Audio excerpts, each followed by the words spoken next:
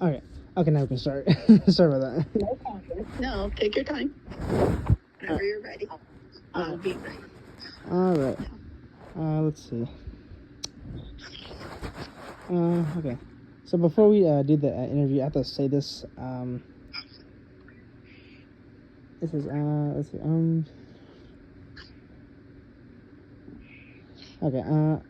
Hi, my name is Christopher Gonzalez. I am conducting this interview for my ethnic studies course at Madera College, where we are learning about the experiences of American minority groups.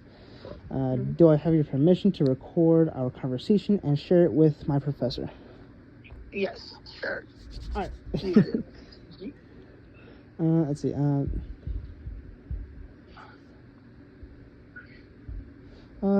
I was say, can you tell me what's your full name? My full name is Mylia Yang. Mylia Yang. Correct. Wait, what would be your middle name, just for curiosity? I do not have a middle name, so the name is actually, I know, like, for my names, the way how it's spelled, it's split into two names, so then it makes it looks like Leah, it's the middle name. I see. However, the name is Mylia, so the full name is Mylia. Mylia. Oh, wow, that's nice. Okay, let's see. Alright. Okay. So for one of the questions would be where did you grow up? I was born in Thailand. But was raised in Fresno. So I came to the United States in 1995. Oh wow. Yeah, so because my father served in the secret war when U.S. was going against, we're at war with the Vietnam. So because he served in the war, we became refugee in the United States in 1995. Oh, so I was raised here in Fresno. Came here when I was 4, I believe, and then but was born in Thailand. Oh wow. Let's see. How would you describe the neighborhood where you grew up? Here in Fresno, I grew up in Southeast Fresno. So in Southeast Fresno, there's always a lot of renovations projects going on. It's not always like the best friendliest neighborhood. So I do grew up in, like, I would have to say, like, almost in poverty, but it takes a lot to, like, lift the families and lift myself out of poverty so that I can live a sustainable life. Wow. What was school like for you? School was always school was good. Like, has always been good and pleasant to me. I lived in Southeast Fresno a majority of my life and before college. So I did spend a lot of my times with the neighborhood and stuff like that. So I grew up in a big family too. So a lot of the times is just learning how to navigate school systems, like, on my own growing up. But school has always been pleasant. I graduated from Sunnyside High School in 2006, and then went to UC Davis for 4 years, and then graduated in UC Davis. I believe I would have to say 6, 7, 8, 9, 10. And then, 2011, I graduated from UC Davis. And then I returned to Fresno after UC Davis, got my BS in biological science. Yeah. However, I always felt like biological science is always something that my parents want me to pursue. So it wasn't really like a love and passions of mine, because I felt in my heart, I have I want to work and do something with the community. So when I returned back to Fresno, I knew I wanted to work with children, and families at least. So I decided to go back to pursue at least like a teaching credential, just to place myself in a place where so that I can work with children. So when I returned in 2011, I decided to go to Fresno City College to just get a certificate in child development, or at least place me in liberal arts so that I can be in educational fields, just to be able to work with kids. So I got my certificates with child development, early childhood development, and then I start in 20. I'll have to say in 2012. I found my first job in Fresno County, and that was with nonprofits. So that was with nonprofits, and then the nonprofits that I'm associated with is Bringing and Beyond. So a lot of our work are federal fund work, grants. So that does so that's where I am right now. That is where I am right now, is working directly with the communities and with people. So it's always something that I wanted to do, was just like, to be in a position so that I can give back to the community. So I'm glad that college, although my goal before college was to pursue like a medical, was to be in the fields of medicals, so that it would align me in pursuit of a doctorate degree in the future. However, that didn't go as planned, and then that didn't go as planned because I wanted to work more with children and families and community. So therefore, that really changed. That really changed my career choice and career path, and then that placed me in the nonprofit worlds. And now I'm currently working with the city and the county and nonprofits. Mm-hmm. Oh, nice. I would say, would you say you want to help every ethnic group that comes through the door, or mostly you want to focus on your ethnic group to help out the most? So that would be all, actually. So in nonprofit worlds, of course, there is specific focus on a certain populations, if that's where you choose to go. But in my field of work and what I have been working with is serving to all communities and all community members and all race and ethnic groups. But majorities of the populations that we serve are Hispanic, and Spanish speakers. Oh, I see. All right. Let's see. Uh,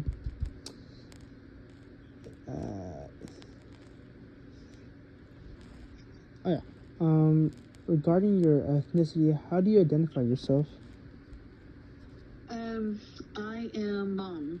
So yes, I am Hmong. Oh. All right. What do you remember about when you learned about your race/ethnicity? I think it's when you learn who you are, and just love like your upbringing and your roots and your rooted your family traits and where you came from, that helps you define who you are in this world, technically. And then that also helps you make a lot of your decisions as well, because you're grounded and you're rooted to your traits. So yeah, so learning that I am Hmong, and loving my culture and my race, and loving where I came from and the history of my people really does shape who I am today. Nice. Let's see. What thoughts, feelings do you feel about your ethnic group, etc.? Its social problems and contributions, good and bad points. Proud. I would have to say proud. I'm very proud of my people. I have to say, just just our histories of where we originated from, fights and battles, and what have led us to the United States, and what is the history behind that, and how we became refuge in the United States. I would have to say I'm very proud of my people. I'm proud of my roots. I'm proud of where I came from. I am proud of our histories, and I hope that people or the future children of Hmong will continue to learn and about the cultures and embrace who they are. What thoughts, feelings do you have about the dominant culture? The dominant cultures, as if like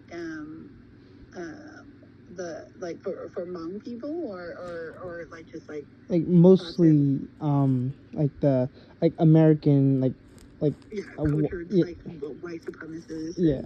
Like, okay, well, I think I think for me, I will consider myself like from like a very, I would have to say I'm very open-minded for any other race and ethnic groups. I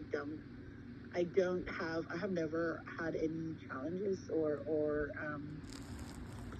have any challenges for any other race or ethnic groups. Uh, you know, I would have to say other people's experience may be different from mine, but I've always had like positive experience with everybody. Um, other than that, of course, like I think being Southeast Asians, we are the minority group, so a lot of the times minority groups face a lot of challenges um, when um, when uh, when they minority groups face a lot of challenges when they experience or encounters like the dominant groups, such as white ethnic race groups. So yes, I wouldn't know how to express how I feel about them, but I would have to say, like, I know a lot of people have encountered, and we all have different challenges and different encounterments and experience with those that of a dominant group. Well, I see. I was gonna say, oh wait, hold on. Have you had any personal experiences with racism? Yes, I think growing up as a minority,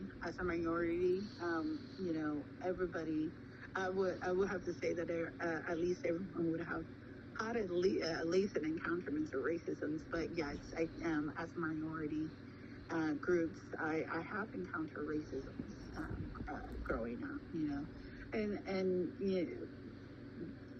and that those experiences with racism, yes, it really, it could cause a lot of trauma, and uh, it could cause a lot of like I would have to say like a lot of like negative thoughts against other groups or race ethnic groups. But I think I think it's working through these trauma and these experience that you encounter growing up, and just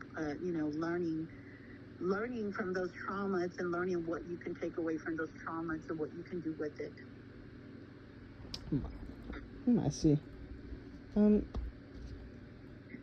was gonna say, have any of your family members, people you know, have seen or dealt with racial discrimination? Yes. Um, yeah, growing up, my dad, you know, he he worked as a maintenance. He worked as maintenance for like apartment complexes. So of course he worked with a lot of variety and um, of race and ethnic groups. So I see him growing up. I see him encountered, racism, discriminations against him as well. So yes, that does impact how I view racisms and discriminations. Hmm. Um, what else? How do you deal with racism and discrimination? Well, I think for how do I deal with that? I feel like I think it's just like looking past it, like, and learning how to just cope with discriminations and racism is just understanding that sometimes people respond or negatively or invade to other race and ethnic grouds because they don't understand race and cultures, or they may be afraid of things that they don't understand, so that is projected toward other race. So I always feel like, I think it's educating them. So I have to say, educating people who are racist and who don't understand cultures, and the race and ethnic groups. So I think it's that just being patient and understanding that understanding that not everybody understand cultures and races, that it will take a lot of educating to do. Nice. All right. For culture-wise, do you have access to regular medical care? Yes, I do. Nice. Do you use any cultural, traditional medical care? Yes, we do. I My family like relies a lot of on herbals, um, medications, like herbals, traditional herbals, healings, rather than Western medicines all the time. So, um, and in my traditional cultures, we believe in shamanisms. We do shamanism practices, and what that is the practices or the belief of life after death, and that everything has periods. So, a lot of the a lot of the a lot of healings are heavily rely on shamans. Wow, that's very interesting. I love that. Mm-hmm. What do you think is missing from your community, like health-wise? Um, I think for the communities, especially in the South, especially in the Asian community, I honestly felt that Asian communities struggles with um, struggles with a lot of mental health, but because culturally, mental health is not foreseen positive. So then not a lot of people talk about mental health or look for help and support and mental health. So I feel like that pieces is still missing, that the cultures and race and ethnic groups can do a little bit better on brain awareness. I see. Let's see. You know how you talked about your parents immigrating to America when you were 4, right? Yes. Um, let's see. Did you and your family face any challenges during your relocation? Um, you know, I was pretty young when we came here to the United States, but I'm sure my parents faced a lot of challenges. Mm. So when they came to the U.S., both parents, didn't know what to do, so they became farmers. They became farmers when they came to the U.S. So we spent, I will have to say, the first like 5 to 8 years of them relocating to the United States. They became they were my aunt were actually located in Fresno before we did. So then she took us under her wings when we arrived. So upon that, my parents didn't know what to do. So they did become farmers, and they were farmers for 5 to 8 years until they were finally able to find a job. Got paperwork done and was finally able became citizens and finally got themselves official jobs here in Fresno County. Actually, how did your aunt get to Fresno, and why Fresno? My aunt came here. She was like the first waves. So in Thailand, during the Secret War, when Hmong people immigrated to Thailand to be stationed there at the refugee camps there before the U.S., my aunt and her family happened to be the first wave of people that went to the United States first.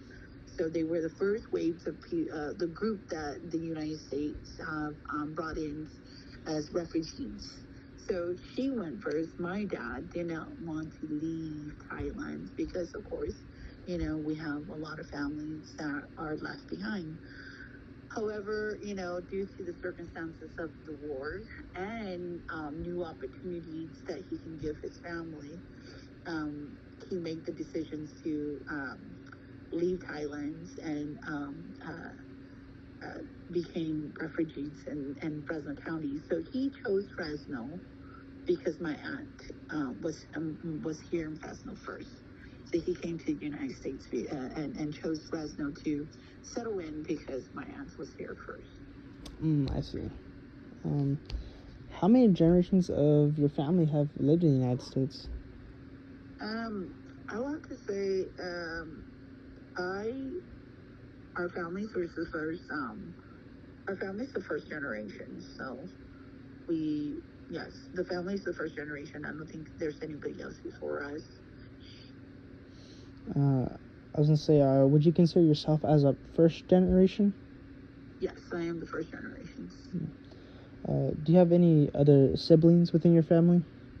Yes, I do. I am the middle child of 7 children. Wow. So the youngest daughter, middle child of 7 children. So I do have 3 older sisters and then 3 younger brothers. Oh, wow. So I came from a large family.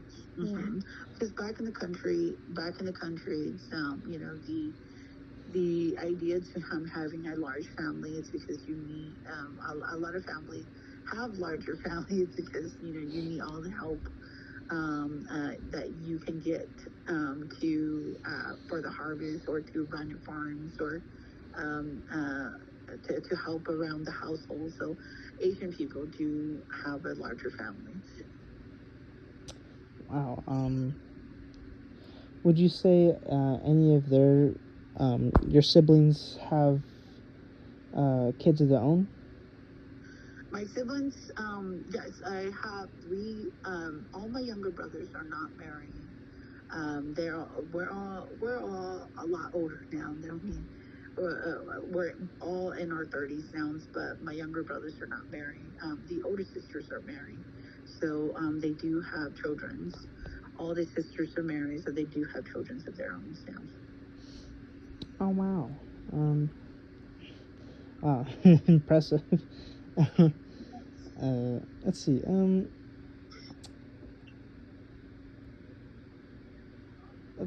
For job-wise, like you said before, before having a job, would you say you face any difficulties with any racial difficulties getting a job? I honestly did not experience,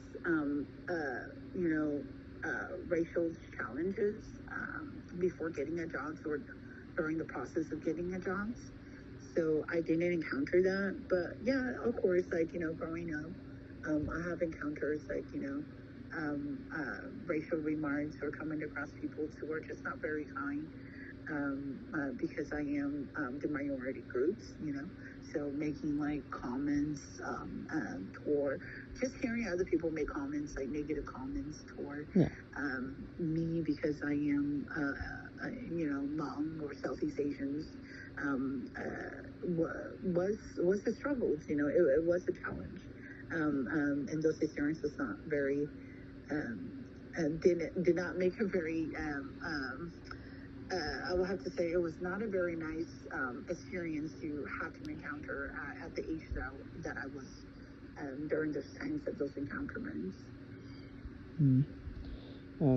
Speaking about discrimination and when throughout your life here and there, would you say do you identify with any other groups?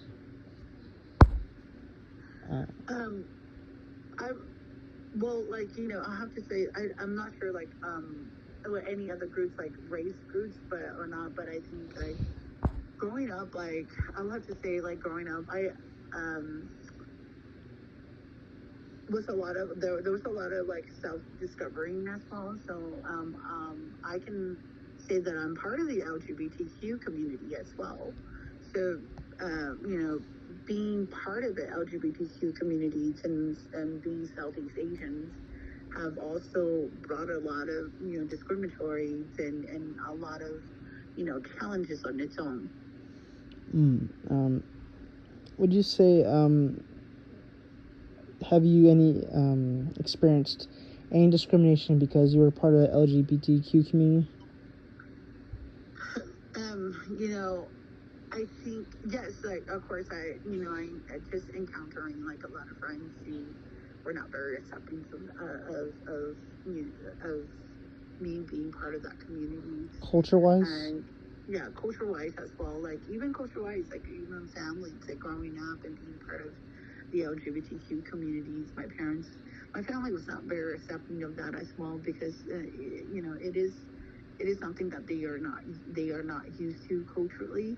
So it took a lot of time for them to grow into it, for them to learn and be educated about the communities, and I think just learning how to work with me as well as their daughter, and that being gay doesn't change who I am. So it's just more of a sexual identification. Tell me, how long did it take him to finally come around and be like, and just to finally just accept you for who you were? Oh, it took them quite a while, I'll have to say. Like, it took them, like, it's just a lot of educating, a lot of learning to do on their end, because it is the traditional home, traditional culture. So it took them, I'll have to say, it took them roughly, like, at least, like, 10 years for them to, like, come around and say, hey, you know what, we still love you, and you're right, it doesn't change who you are as a person, as just your choice or partner. It may not be what we agreed upon, but that doesn't change you as a person, and you're still very much the same person. So it's just a lot of educating to do on their end. Yeah. And just a lot of learning. All right. A couple more questions. I was gonna say, do you do any how do you participate in like groups and communities and clubs like within your community and the LGBT community or anything? If I participated in community groups, honestly, I have not participated in any like LGBTQ community groups. that hasn't been something that I have done. Um, although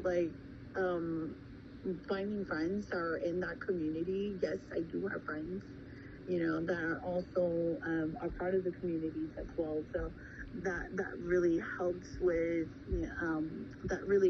growing up and discovering yourself and exploring your sexual identities, and just finding who you are, and what you who you are, and where you are at, and just finding the right group of people to be with. um Took some time, but I do have friends. I just have not been in any community groups that are associated with LGBTQ community. So you kind of basically do your own thing, kind of thing. Yes, I just have always been navigating my own thing. All right. Let's see.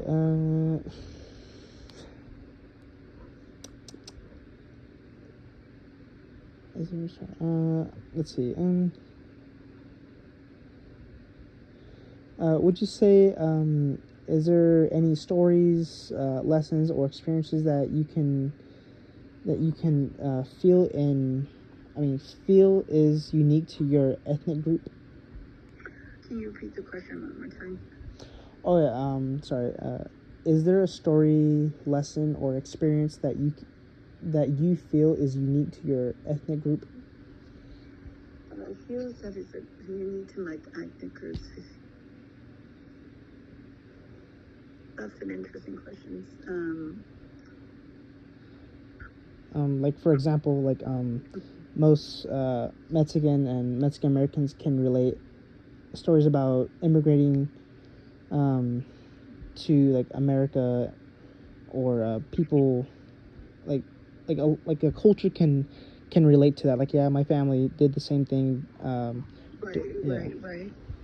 Right. So, yes, I think it's yes, you can say that. Our immigration stories can be similar to many other people who have also came to the United States through immigrations, or refugees relocations as well.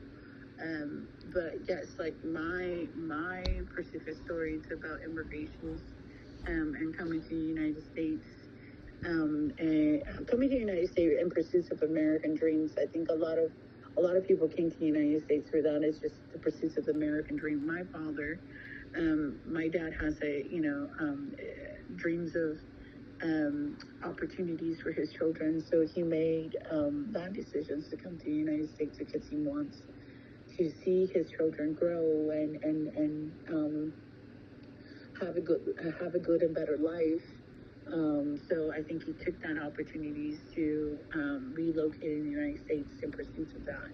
So of course, growing up, my dad have always been, um, uh, a very big part um,